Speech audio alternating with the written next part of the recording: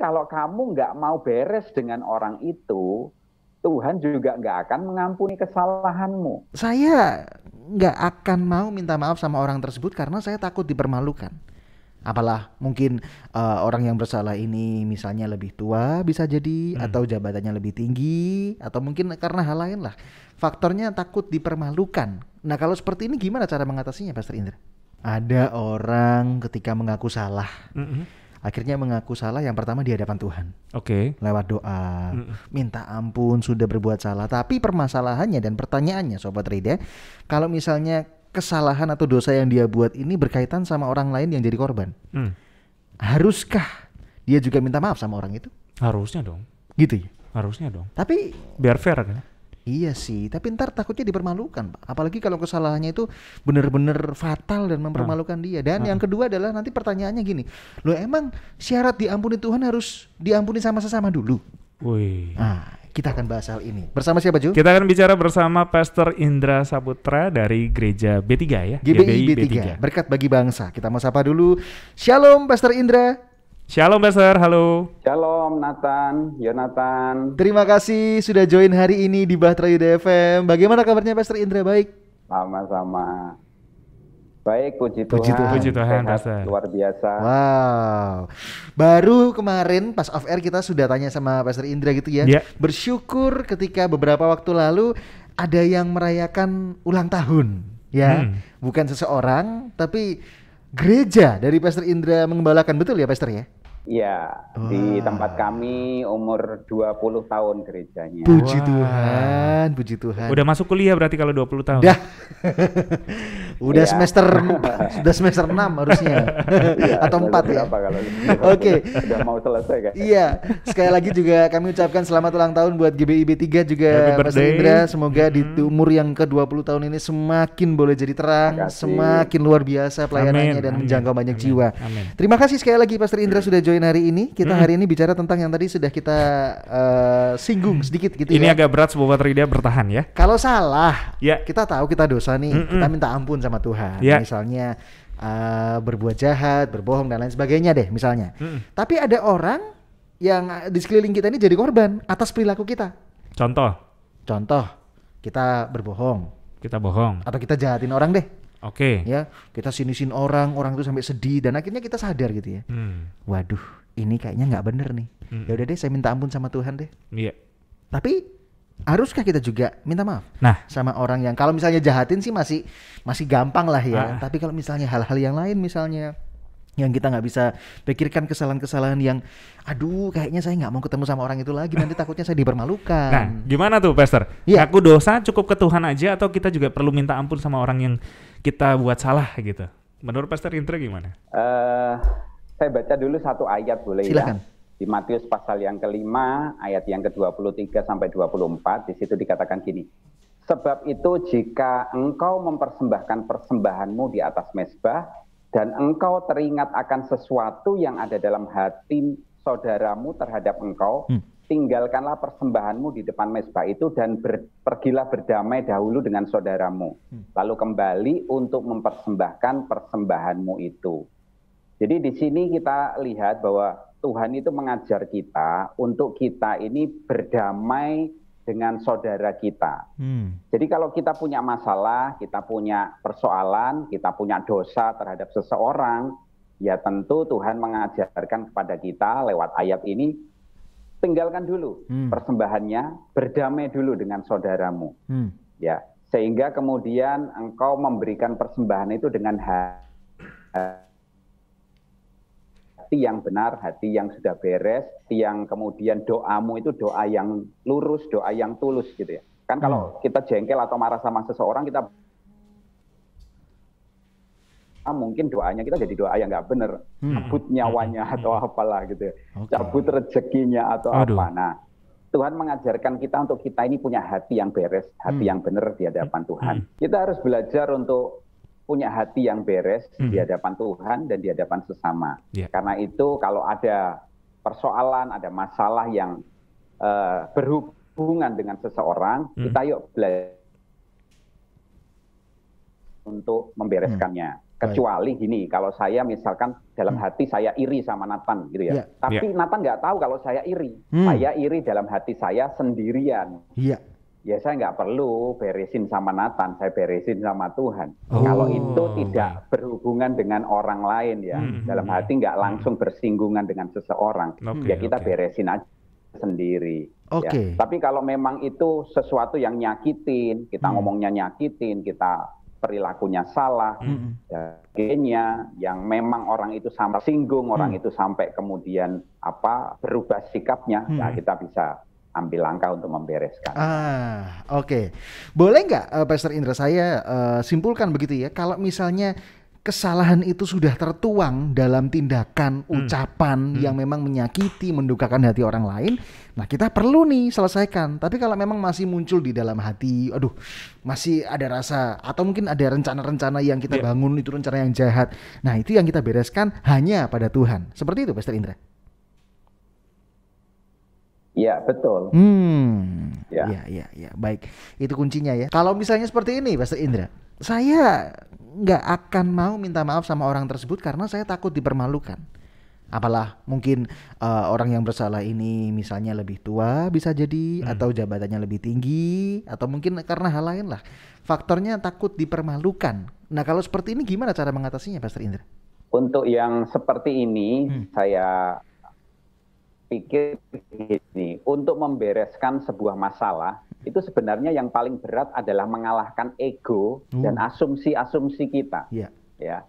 Jadi kita seringkali takut dipermalukan, takut nanti nggak diterima, takut nanti dipukul, mungkin takut nanti kita nggak dianggap sama orang itu dan lain sebagainya. Sebenarnya itu kan masih asumsi kita, masih hanya di dalam pikiran kita. Kenyataannya ternyata belum tentu juga, gitu ya. Semua sekarang kembali kepada kita sih. Apakah kita ini mau mengalahkan ego kita dan kemudian membuang asumsi-asumsi yang negatif dan kemudian kita memilih untuk mengikuti firman, karena itu yang akan menentukan kita mau pilih yang mana. Ya. Saya punya kesaksian bagaimana saya diajar Tuhan untuk membereskan masalah gitu ya. Suatu hari ada orang yang jemaat gitu ya, yang marah sama saya, terus kemudian malah sampai mengajak berkelahi segala gitu ya. Jadi sampai seperti itu dan saya cukup jengkel gitu ya. Saya cukup jengkel, tapi hari itu saya masih belum bisa gitu ya. Saat itu belum bisa. Terus kemudian hari itu kejadian hari Minggu. Hari Senin hati saya nggak enak, Selasa, Rabu nggak enak. Akhirnya hari Kamis saya ngambil keputusan untuk kalahkan asumsi-asumsi saya datangi orang itu. Saya ke rumah orang itu dan saya nggak pakai ngomong panjang lebar, nggak pakai membenarkan diri, nggak pakai menjelaskan apapun. Saya langsung ulurkan tangan saya ketika saya dibukakan pintu. Saya langsung ngomong, sorry saya salah. Udah, itu aja. Dan ketika saya ngomong sorry saya salah, saya ulurkan tangan saya minta maaf. Dan belajar dengan hati yang tulus ya, bukan main-main, bukan dalam arti, aku terpaksa ini lakukan ini. Enggak, tapi benar-benar karena Tuhan pingin saya lakukan ini. Dan ketika saya lakukan itu ternyata responnya baik juga. Saya nggak diusir, saya nggak dipukul, saya nggak diajak berkelahi lagi gitu ya. Dan lain sebagainya. Malah kemudian dia membereskan, dia menjelaskan maksudnya dia seperti ini, maksud dia seperti itu dan lain sebagainya. Dan setelah kira-kira 40 menit saya di rumah orang tersebut, ketika saya mau pulang saya ngomong lagi, saya minta maaf, saya salah. Jadi kalau saudara tahu kita ini mau menyelesaikan, jangan membuat pembenaran-pembenaran, jangan membuat asumsi-asumsi atau apapun, udah bilang aja, sorry saya salah, sorry saya kesini mau menyelesaikan masalah, supaya hati saya tenang dan hubungan kita tetap baik. Itu aja tujuannya. Wow. Jadi kebesaran hati seseorang itu akan terlihat ketika dia berani minta maaf dan kemudian memilih untuk melakukan firman. Itu kebesaran hati orang akan terlihat di situ. Baik. Itu sih. Wow, ini pesan yang baik ya buat kita semua ya. Sadar atau tidak Sobat Read ya, beberapa hari yang lalu kita juga bicara tentang maaf ya. Dan hari ini saya sih nggak ada rencana untuk meneruskan topik maaf ini ya. Ya. Tapi kok ya ternyata Tuhan izinkan topik ini ada supaya kita lebih ngerti arti kata maaf. Tadi sudah disinggung juga sama Pastor Indra gitu ya. Jadi bukan maaf yang pokoknya beres lah gitu ya. Pokoknya ben gak gede-gede masalahnya, ben gak tambah gede, tak minta maaf aja lah. Tapi bukan seperti itu. Maaf yang memang sebagai sebuah kata yang bermakna supaya kita nggak melakukan kesalahan yang sama. Dan Pastor Indra sudah sangat luar biasa ya cerita tentang pengalaman pribadinya. Sekali lagi terima kasih Pastor sudah ngajarin kita sharing akan pentingnya minta maaf gitu ya. Ya. Cerita. Ada satu orang yang bilang gini ya Pastor, ada yang pernah saya dengar bilang, buat apa saya minta maaf kalau saya salah sama dia? Toh kan pengampunan itu kan datangnya dari Tuhan. Cukup saya minta maaf sama Tuhan aja dong, ya kan? Bener. Kan kayak nggak ada syaratnya gitu ya yang kita tahu ya. Kalau minta pengampunan nggak ada syaratnya kita harus minta maaf sama orang lain atau gimana gitu ya. Pokoknya kita minta maaf aja, minta ampun saja sama Tuhan. Pasti Tuhan ampuni. Buat apa saya minta maaf sama orang lain? Nah, kalau menurut Pastor Indra gimana pandangannya tentang quote ini, Pastor? Untuk menjawab pertanyaan tadi, saya mau bacakan satu ayat di Matius pasal yang ke-6, ayat 14 sampai ayat yang ke-15. Ayat itu bilang gini, karena jikalau kamu mengampuni kesalahan orang, Bapamu yang di surga akan mengampuni kamu juga. Tetapi jikalau kamu tidak mengampuni orang, Bapamu juga tidak akan mengampuni kesalahanmu. Jadi saudara salah kalau berpikir gini, udahlah yang penting aku beres sama Tuhan. Ya, biarin aku nanti sama orang itu udah nggak peduli, pokoknya hatiku kan beres sama Tuhan. Lewat ayat ini Tuhan mau bilang gini, kalau kamu mengampuni kesalahan seseorang, beres hidupmu dengan orang itu, maka Tuhan juga akan ngampuni dosamu. Jadi kalau kamu nggak mau beres dengan orang itu, Tuhan juga nggak akan mengampuni kesalahanmu. Jadi ternyata Tuhan nggak mau kita cuma beres sama dia, tapi nggak beres sama sesama. Tuhan mau beres dua-duanya. Jadi kita yuk belajar untuk merendahkan hati dan kemudian mengampuni, membereskan hidup kita. Karena kebanyakan gini saudara, kita ini banyak bermasalahnya bukan sama Tuhan sebenarnya. Karena Tuhan nggak kelihatan. Kita banyak bermasalah itu dengan manusia yang lebih kelihatan dan seringkali berhadapan atau bersinggungan dengan kita.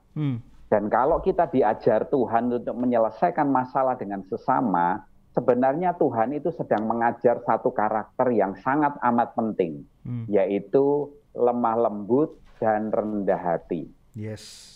Saudara, dua ini yang Tuhan sendiri ngomong, ini Tuhan sendiri ngomong, belajarlah kepadaku karena aku lemah lembut dan rendah hati.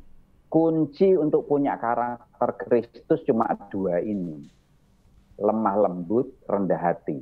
Jadi kalau kita diajar oleh Tuhan untuk minta maaf, menyelesaikan masalah kita dengan seseorang yang mungkin kita sakiti atau kita yang tersakiti, bahkan kita diajar untuk ngalah, kita belajar untuk mengampuni, menyelesaikan. Kita sedang belajar menjadi seperti Kristus, yaitu punya karakter yang lemah lembut dan rendah hati.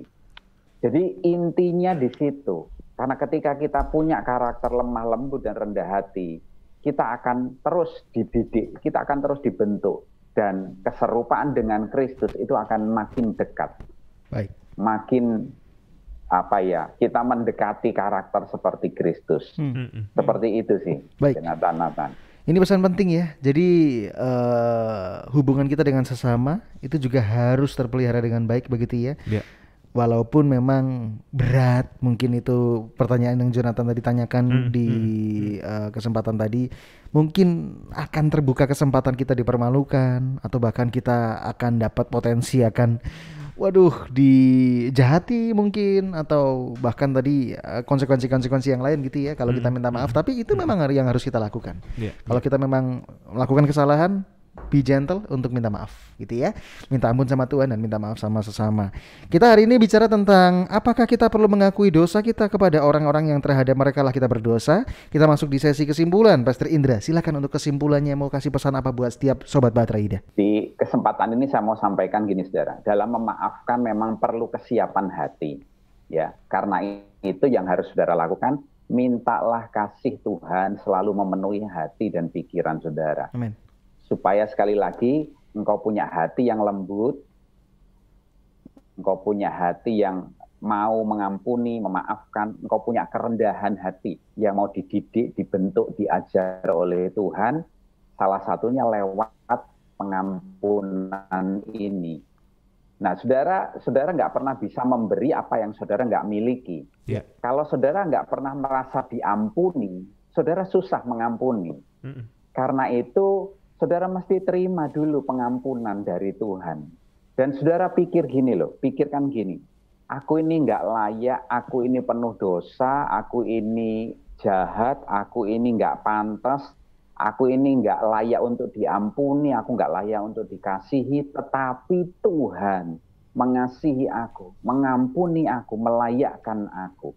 Sehingga saat ini aku terima pengampunan dari Tuhan. Aku punya pengampunan dari Tuhan. Dan kalau aku yang seperti ini aja diampuni, maka setelah saya dapat pengampunan ini, orang lain yang mungkin juga menjengkelkan buat kita, bermasalah dengan kita harus lepaskan pengampunan. Yes.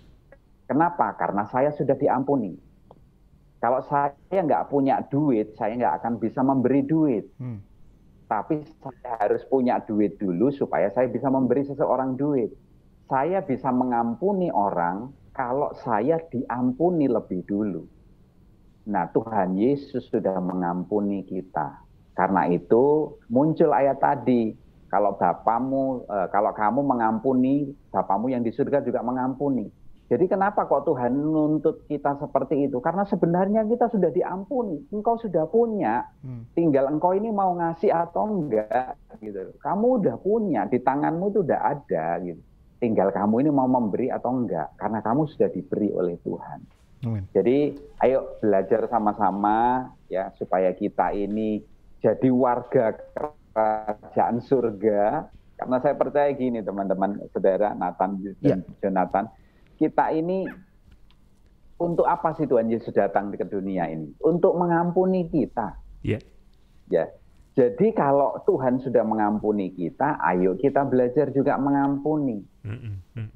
Sehingga saya boleh kasih kata-kata sedikit bahwa mengampuni itu adalah ujian untuk jadi warga kerajaan surga. Wow. Jadi belajar mengampuni itu kita belajar seperti Tuhan Yesus. Tuhan Yesus sudah mengampuni kita, saatnya kita juga mengampuni orang lain. Membereskan masalah kita, menyelesaikannya dengan orang-orang di sekitar kita. Yes. Luar itu biasa. saja Baik. saya sampaikan. Pesan dari Pastor Indra buat kita semua, Sobat Batraida, kalau kita memang mengaku salah di hadapan Tuhan, kita minta ampun. Kalau memang kita tahu kan, kita sadar ada orang-orang lain yang tersakiti, menjadi korban atas perilaku kita, atas perkataan kita juga harus minta maaf sama mereka.